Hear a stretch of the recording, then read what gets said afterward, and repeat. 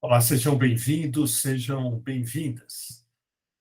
O assunto com vocês hoje é a Ground Theory, ou a teoria fundamentada em dados. É um modelo teórico que eu utilizei na minha pesquisa de doutorado e quero compartilhar com vocês. Recentemente, eu fui convidado para uma aula no programa de mestrado e doutorado da SPM, instituição que eu atuo já desde 2004, né? Eu sou coordenador e professor do Núcleo de Varejo, atuo em educação executiva. E essa aula, esse convite me motivou a preparar esse vídeo para vocês. Acho que é uma forma de colaborar e de explicar um pouco sobre esse método e esse modelo teórico, que eu tenho certeza vai ajudar a mestrandos, doutorandos, que, assim como eu, percorreram, né, muito tempo com dúvidas e questões sobre métodos, modelos teóricos a serem utilizados em suas pesquisas. Muito bem, é um tema que eu falo com certo entusiasmo, não é? Porque é um modelo que veio ao meu encontro no momento em que eu já estava bastante maduro com o projeto, embora ele estivesse a ponto zero, quer dizer, a pesquisa não existia, o tema não existia, existia apenas assim o fenômeno identificado, e a partir daí de muita leitura, eu acho que naturalmente esse modelo surgiu, apareceu e se encaixou perfeitamente com os meus objetivos. A Ground Theory, então, é um modelo que surge em 1967 com dois sociólogos, o Glasser e o Strauss, e que eles passam a dar, então, um tratamento analítico dispensando hipóteses, né? Então, uma abordagem mais subjetiva, interpretativa e indutiva, né? Então, alguns autores, e eu assim também considero, a Ground Theory como uma teoria, um modelo teórico metodológico, porque ele apresenta a metodologia e os procedimentos metodológicos ao mesmo tempo em que ele se estrutura como modelo teórico, ou seja, a partir do momento que você trabalha com os dados, você vai construindo a teoria. Para muitos, soa, né, de uma forma preocupante, né, principalmente as escolas que são mais ligadas aos modelos positivistas. Mas a Ground Theory vem ganhando muito terreno porque nós estamos vivendo a era da experiência, né? O Consumer Experience, o CX, o UX, e as bases da Ground Theory, o construtivismo, ele se encaixa perfeitamente a essas áreas de conhecimento que vem crescendo, vem, na verdade, se adaptando, né? Encontrando muito campo de trabalho na área de inovação, na indústria de tecnologia e todo o campo da administração, do marketing, que vem se transformando com a mudança no comportamento do consumidor. Mas vamos em frente. Então, os dados que surgem formam novas teorias, dispensam a triangulação, a comparação com modelos que vêm de fora. Você não precisa trabalhar com uma segunda teoria, a Ground Theory já é a própria teoria, e você dispensa hipóteses ou estruturas de categoria definidas a priori. É muito comum em alguns estudos, artigos, teses, dissertações, enfim, nós nos aproveitarmos, usarmos como referência né, estudos desenvolvidos por outros autores, né?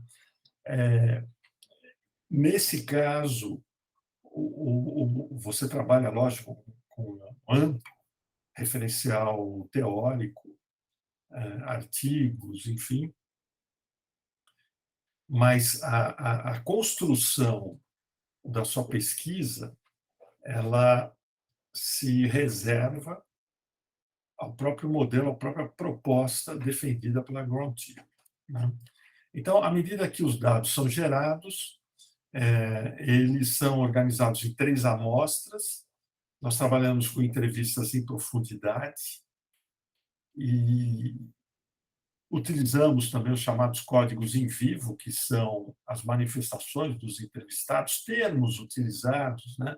Muitas vezes, dentro daquele mundo, daquele universo, alguns termos são mais específicos. Nós nos aproveitamos, categorizamos e também passamos a produzir memorandos, registros, anotações de campo, que se englobam a todo o corpus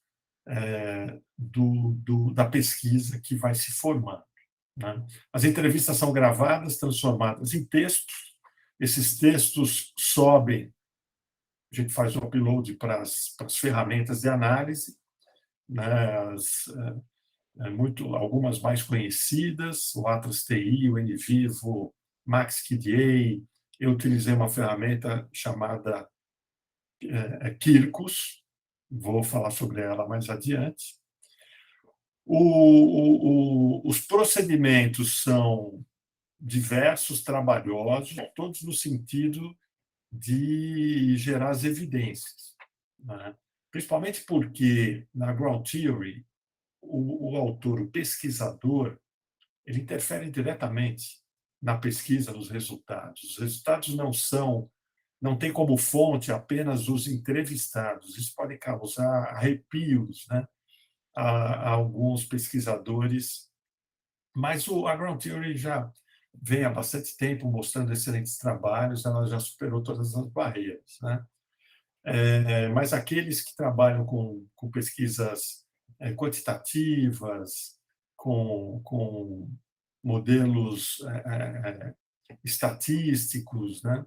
E, se não conhecem, né, podem estranhar ou desvalorizar esse modelo, mas não, ele é amplamente aceito e ele é muito rigoroso, e todo esse rigor ajuda a dar credibilidade ao nosso trabalho, né? Então, à medida que os dados vão surgindo, vão sendo categorizados, eles são também testados a todo momento, né? Eles são comparados com outros dados e são comparados com as referências que o pesquisador traz para o estudo, outros trabalhos científicos, né? Artigos, livros, né, que não são muitos, mas dos criadores, né? E principalmente da Kathy Charmas, que eu vou falar já já também sobre ela, para mim é a principal referência. E à medida que você vai, né, exaurindo aqueles conceitos, você vai evoluindo e criando novos conceitos. Portanto, trata-se de um modelo teórico que exige muito rigor metodológico e diversas etapas de demonstração de evidências. O modelo, entretanto, oferece como princípio a flexibilidade que permite ao pesquisador voltar e revisar conclusões tiradas anteriormente. Quer dizer, você está lá na frente, numa segunda, numa terceira fase de análise, você pode contestar alguma coisa, voltar para o início, refazer, muitas vezes pedir para o participante esclarecer trechos da entrevista e dessa forma, acrescentar, né, novos depoimentos. Ele é bastante flexível e permite, então, a interferência, a indução do pesquisador, né, do autor. A Ground Theory nasce, então, do interacionismo simbólico, daí vem essa flexibilidade, né? Essa base epistemológica que dá, né, legitimidade ao modelo. Então, eu coloco aqui que é importante ao pesquisador iniciar com o debate, exatamente. Né? Então, quando você, antes de entrar na pesquisa, você valoriza o estudo, inclusive com esse debate epistemológico, você vai à raiz dos estudos qualitativos, faz uma regressão, visita outros autores, outros conceitos. No caso aqui, Burwell e Morgan com os seus paradigmas sociológicos, a gente encontra rapidamente, né, o construtivismo que molda, né, a Ground Theory na sua versão construtivista, lógico, né, e isso vai criando, né, uma robustez na sua argumentação, na sua defesa e na busca pelos seus objetivos de pesquisa e de estudo. Tá? Muito bem, seguindo aqui, né, a própria Chalmers, que é, para mim, a principal autora, Kate Chalmers, ela apresenta no seu livro duas vertentes, né? A teoria fundamentada objetivista, a Ground Theory na versão objetivista, com uma abordagem de pesquisa onde o pesquisador é apenas um observador. Ele é imparcial, ele é neutro. Né? Já na teoria fundamentada na Ground Theory construtivista, ele é um participante. Né? Ele faz parte da realidade observada. Participantes e pesquisadores constroem as realidades. Isso é a base do interacionismo simbólico e está lá no paradigma interpretativista de Burwell e Morgan.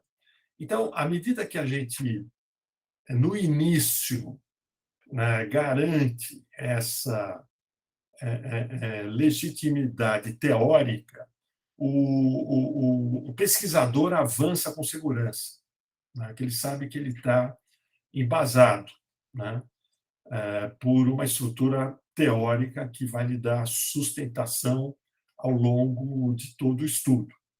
Principalmente nas teses de doutorado, eu recomendo que haja um bom investimento do pesquisador nesse momento, no início do seu estudo, para dar à banca e aos leitores, depois mais adiante, essa segurança, essa interpretação e essa certeza de que houve todo um cuidado, né, epistemológico antes do início do trabalho de campo. Kate Chalmers, então, me tornei fã, admirador do seu trabalho, e, por coincidência, ela veio a falecer com 80 anos, alguns dias após a minha defesa. A minha banca ocorreu depois de quase 6 meses, ou mais de 6 meses, após o depósito em razão da pandemia. Eu peguei bem o início, né, em 2020, e a minha defesa foi 23 de julho, e eu encontrei recentemente a data de falecimento dela, 27 de julho de 2020. Mas é uma professora brilhante, a obra que ela fez é referência, que é construindo a Ground Theory, um guia prático através da análise qualitativa. Né? E essa proposta de guia, ele é um guia, ele apresenta as etapas, né? Mas ele é muito mais um roteiro, né? Quase que um roteiro de vida que ela construiu ao longo de sua carreira que ela passa assim com muito cuidado, com muito carinho. Então, é uma leitura que nos envolve, né? E nos encoraja. Acho que isso que é o principal. Né? A gente lida com muitas incertezas ao longo dos estudos, mas à medida que a gente vai ganhando confiança, os trabalhos avançam. Né? Então, está aí a recomendação de terem na prateleira esse livro. Né? Bom, os procedimentos que Cat Chalmers traz, né, estão aí nesse modelo que ela apresenta em seu livro. A interpretação é de baixo para cima, começa ali com a definição dos problemas da pesquisa, das questões, do problema e da questão. E aí, logo em seguida, a fase inicial da codificação. Né? Então, a codificação na teoria fundamentada consiste em pelo menos duas fases. Então, num trecho do livro, ela admite, né, se codificar em dois níveis, em duas fases. Foi o que eu acabei adotando.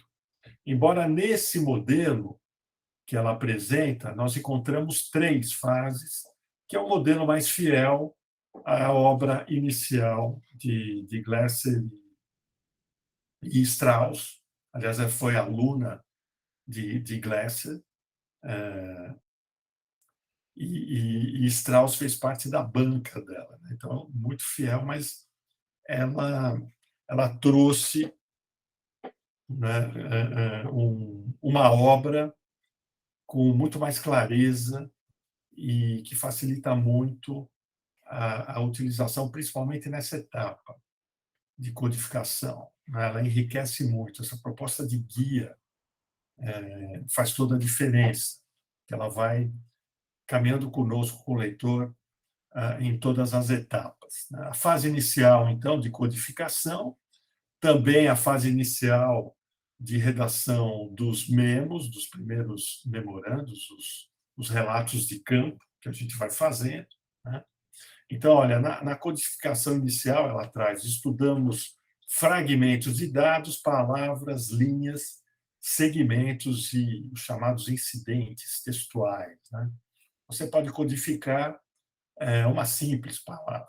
Né? Aliás, como ocorre no código em vivo, às vezes, uma expressão, uma palavra dita pelo entrevistado vira código. Né? Ou você pode pegar um trecho de um parágrafo inteiro, 3, 4 linhas, e interpretar esse trecho também com uma palavra. Essa palavra é o código. Né? Os códigos em vivo, na sequência, são termos utilizados, citados pelos participantes. A codificação focada, já no segundo nível, significa usar os códigos anteriores, mais significativos, para filtrar grandes quantidades de dados.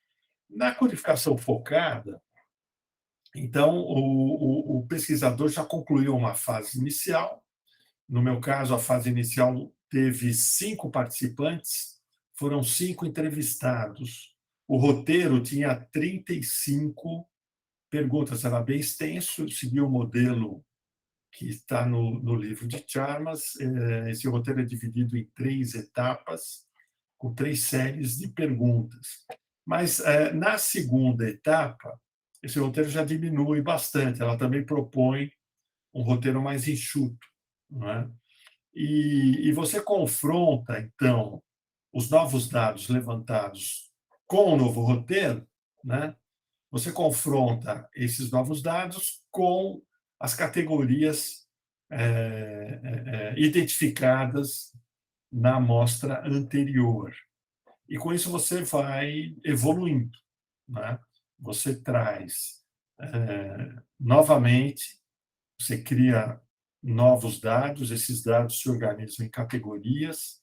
Os dados novos e as novas categorias são comparadas com os dados de categorias anteriores, eles validam ou eles questionam aquilo que você mesmo criou, e é muito comum das duas surgirem uma terceira, né? E isso vai promovendo uma mineração de dados.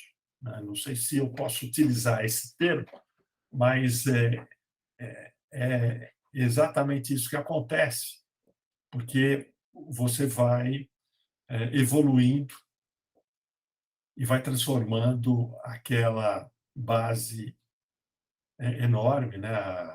O chamado corpus, né? Que é formado pelos textos transcritos. Ele vai acumulando, vai ficando grande, imaginem 10, 15, 20 entrevistas. É muito texto, tá? E uma quantidade de dados enorme, né? E à medida que você vai, então, confrontando, o modelo caminha aqui para a amostra teórica, tá? Que é a terceira fase dessa mineração.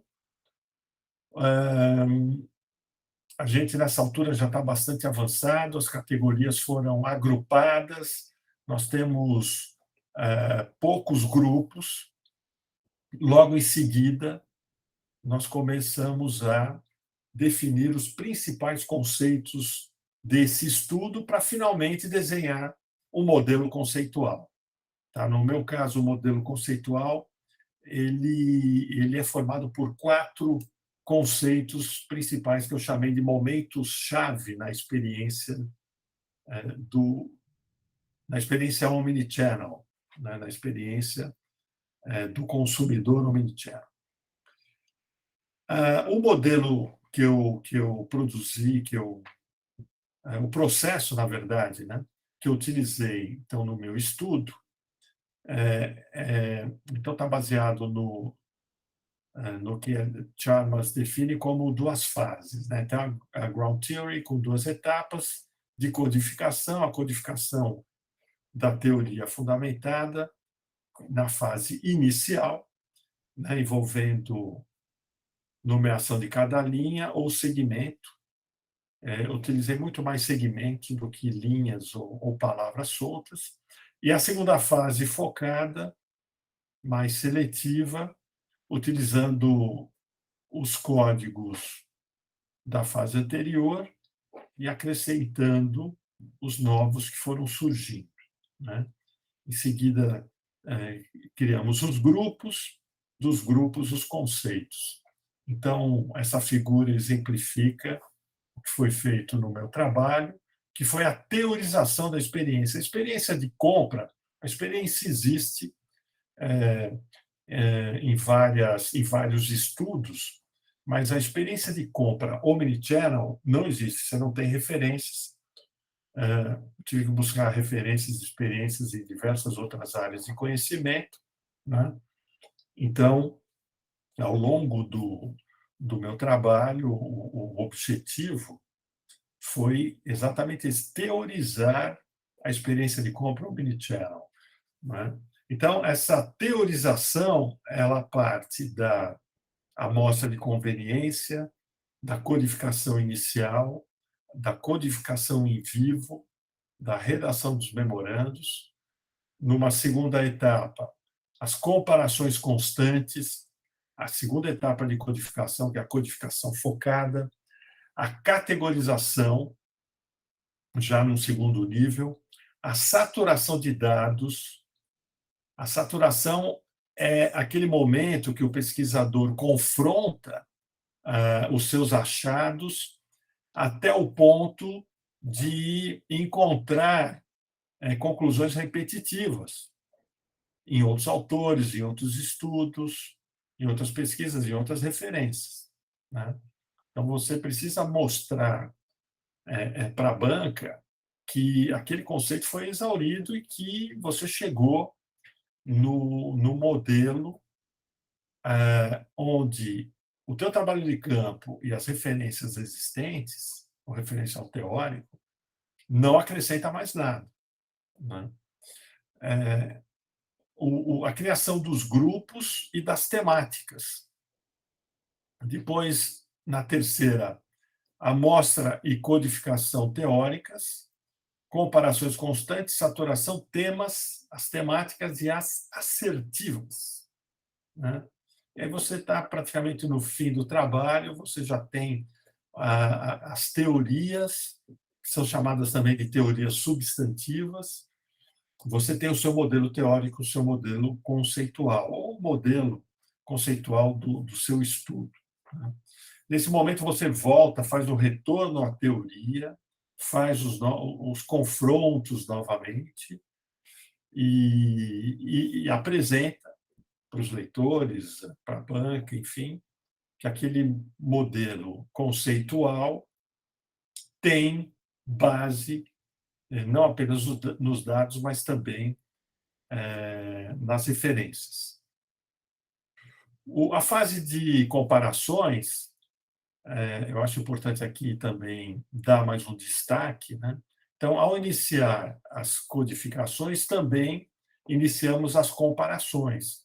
Inclusive, a ferramenta, o software, ele tem esse recurso, né? Você compara na mesma tela duas categorias e enxerga o conteúdo delas, os trechos que foram destacados, e você compara e entende se há necessidade de anular ou de criar terceiros ou terceiras categorias. Tá? O mais importante é o registro.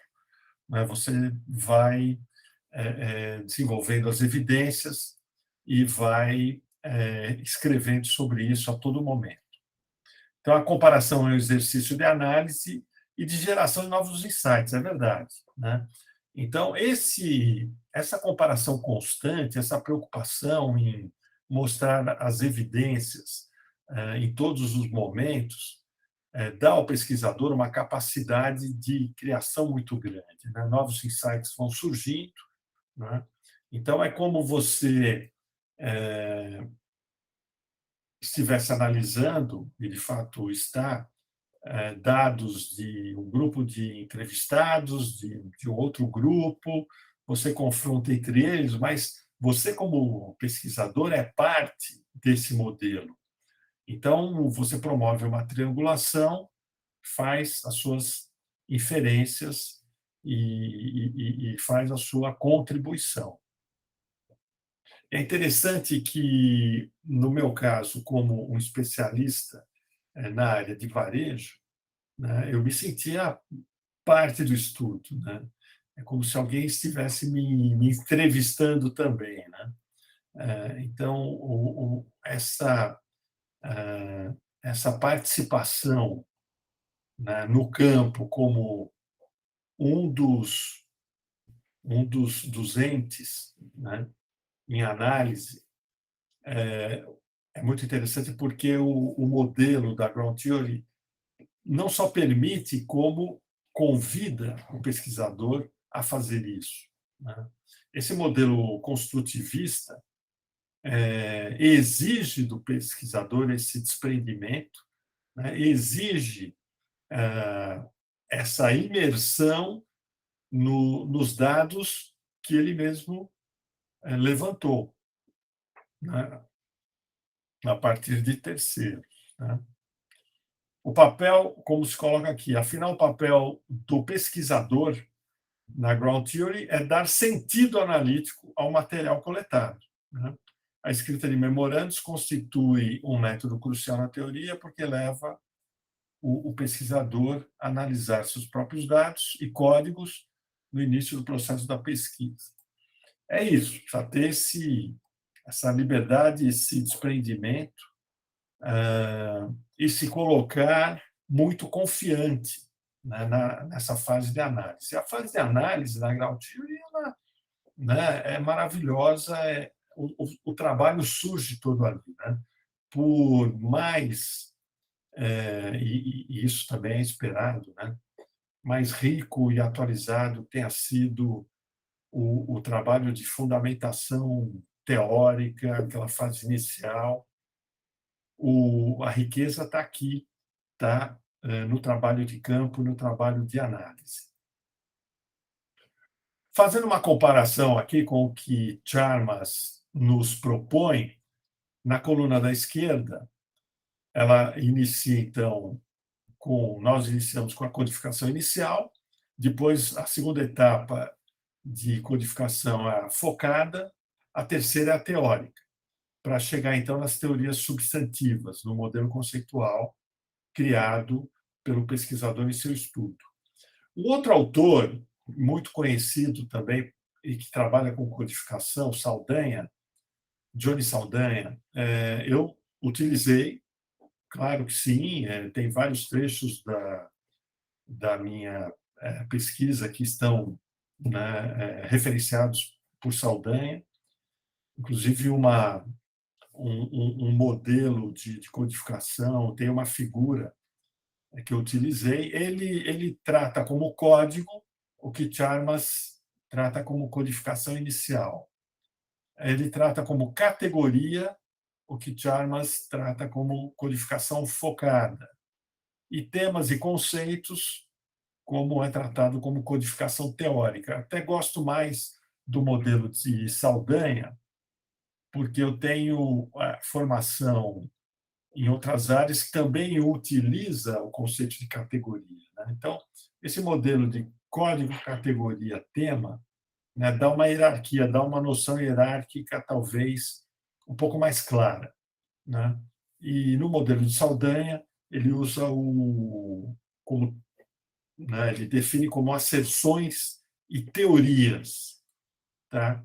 Então, na ferramenta que eu utilizei, o Quirkus, o software especializado em análises qualitativas, o Quirkus ele define como Kirks os códigos, o agrupamento deles, você cria um pai de códigos, né?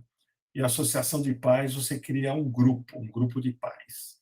Tá? Então, as ferramentas facilitam muito o nosso trabalho.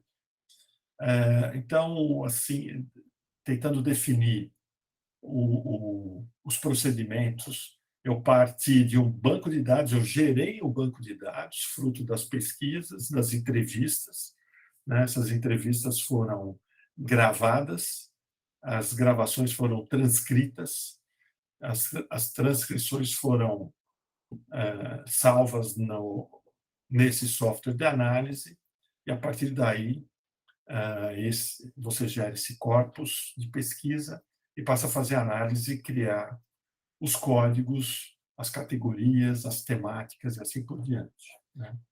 Então, está ali o processo, banco de dados, codificação, categoria, grupos e assertivas. Muito bem. Fases da pesquisa. Esse modelo eu fui buscar numa publicação de Petrini e Pozzebon, duas professoras que trabalham muito com esse modelo, e elas também trazem Chalmers, né? Lá em cima, olha, quais são os processos psicológicos e sociais básicos? É aí que está o início, né? Então, não importa o tipo de estudo ou a área que você está pesquisando, no meu caso, administração, né? O meu doutorado é em administração. O tema da minha pesquisa está ligado a consumo, distribuição e consumo, comportamento do consumidor. A pergunta é a mesma: quais são os processos psicológicos e sociais que envolvem esses consumidores em suas compras omnichannel? Então, a primeira etapa, a revisão da literatura, definição do problema e dos objetivos de pesquisa. Como eu antecipei aqui, foi teorizar, né, a experiência omnichannel. Seleção das amostras, conveniência, 5 entrevistados, teórica, 10 entrevistados. Houve, no meu estudo, emprego de métodos inovadores para coleta e análise de dados. Já vou falar sobre isso. Os participantes, omnishoppers recrutados no meio social, profissional e familiar, que realizaram compra recente em pelo menos 2 canais on e offline, no mesmo varejista ou numa mesma categoria de produtos. É a amostra de conveniência que eu utilizei. A coleta de dados foram entrevistas em profundidade com perguntas semiabertas, realizadas via WhatsApp. É isso mesmo, né? Parece que eu estava prevendo o início da pandemia, mas não, eu fiz um pouco antes, foi no final de 2019, mas a minha preocupação era inovar, em primeiro lugar, ganhar tempo, em segundo, né? E o WhatsApp se mostrou uma ferramenta perfeita para isso. As entrevistas, então, em profundidade, foram então tiveram assim o envio das perguntas em texto e em áudio e as respostas apenas em áudio. Sentimentos e emoções observados pelo tom e expressões verbais, tudo registrado nos memorandos. Eu tenho na ESPM uma aula gravada, está lá como Pocket, ESPM Pocket, alguma coisa. Me desculpem, agora não lembro exatamente, né? E eu faço a demonstração desse procedimento. Então, convido vocês a procurarem. Se tiver alguma dificuldade, entre em contato comigo, que terei o maior prazer em compartilhar com vocês. Codificação inicial e em vivo, focada, o refinamento, com o uso dos recursos do Quirkos, a amostra teórica na etapa 5 ali, participantes selecionados com teorias emergentes, fase intuitiva, que força o retorno ao banco de dados e à teoria, né? Saturação teórica, nesse momento, mais uma vez, a etapa 6, as comparações, aquela triangulação, teorias emergentes, novas referências teóricas obtidos na literatura recente. O relatório final, etapa 7, conclusões, busca por momentos-chave na experiência de compra. Eu encontrei, né, com esse autor, Meatello, o uso de aplicativos sobre experiências de familiares com parentes internados. Isso me deu condição de seguir com o uso do WhatsApp. Depois, como contribuições à teorização da experiência e sugestão para futuros estudos. Então, o modelo de pesquisa, ele se identifica, então, como uma pesquisa qualitativa da teoria fundamentada em dados, ou ground theory, com uma estrutura interpretativa construtivista, referenciada em Chalmers 2014. Teorizar os momentos-chave da experiência de Omnishoppers, o artigo de Meatello 2018, e a inovação nos procedimentos com o uso de WhatsApp. Tá? Esses procedimentos já foram publicados em artigos científicos e apresentado também em congresso. Tá? Essa é a ferramenta, o Quirkos. Esse é uma foto, né, da tela, um print da tela, com os trechos ali coloridos que a gente seleciona, arrasta para o meio da tela, cria uma categoria, né? E aquela categoria pode servir para abrigar outros trechos. Então, vocês podem ver ali, por exemplo, impulso, né? Com cinco trechos, cinco códigos, né? Quer dizer, o código impulso com 5 trechos, formando esse código, a união, né? O conjunto dos códigos impulso, dúvidas, reclamação, formam a categoria experiências negativas, por exemplo, né? Aqui, várias categorias, formando essa primeira análise, a primeira fase de análise, né?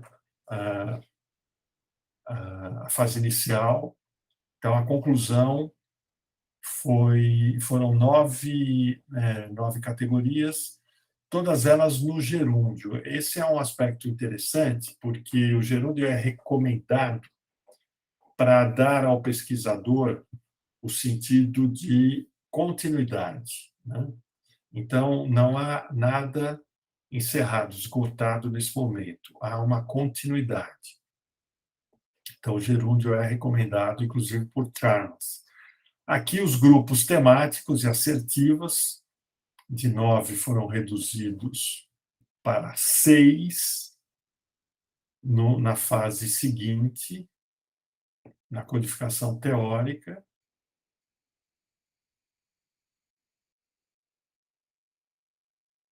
E aqui 4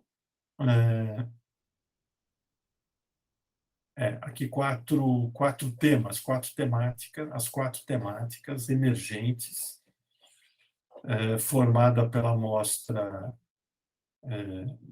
pelas amostras do estudo, né?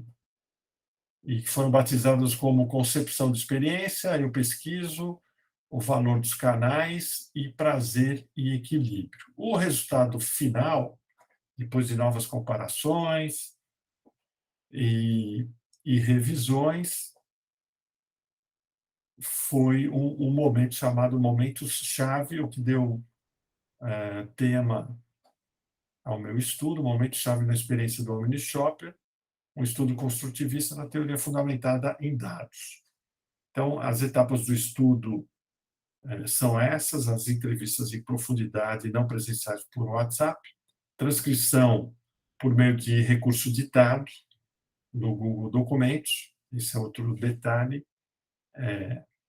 que muito se utiliza, né? A transcrição feita de forma automática. A exportação dos arquivos para o Quirkus, a codificação, categorização e comparação, identificação das teorias emergentes e sustentação teórica e conclusões finais. As teorias emergentes, então, o modelo conceitual criado nesse estudo foi batizado aí como momentos-chave na experiência do Omni-Shopper, que pode ser do usuário, enfim. Então, são 4. Primeiro, a pesquisa, né? O modelo diz que toda a experiência começa com a pesquisa feita pelo próprio usuário, e, com base nessa pesquisa e o conhecimento desenvolvido, ele concebe a sua própria experiência, ele, portanto, é o protagonista da própria experiência, ele passa a interagir com os contatos físicos ou online, né? Está já numa fase avançada da sua experiência, ele passa a ter a experiência do contato, e ele vai fazendo a avaliação, ele vai curtindo, ele vai compartilhando sua experiência ao longo de todo esse processo.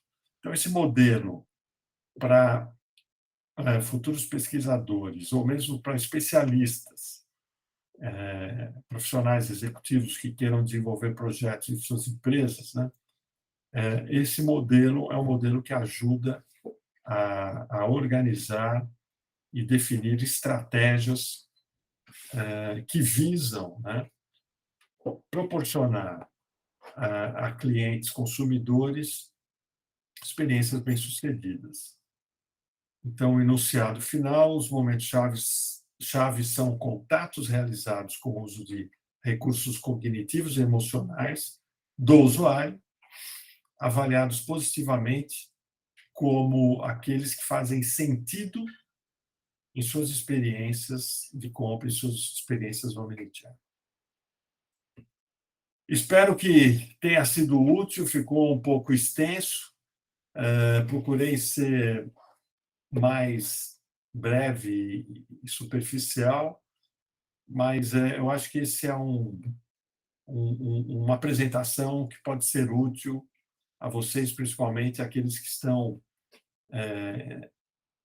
cursando, iniciando, né, ou já pensando na pesquisa de mestrado e de doutorado. Eu agradeço a atenção de todos, fico à disposição para futuras perguntas. Um grande abraço a todos.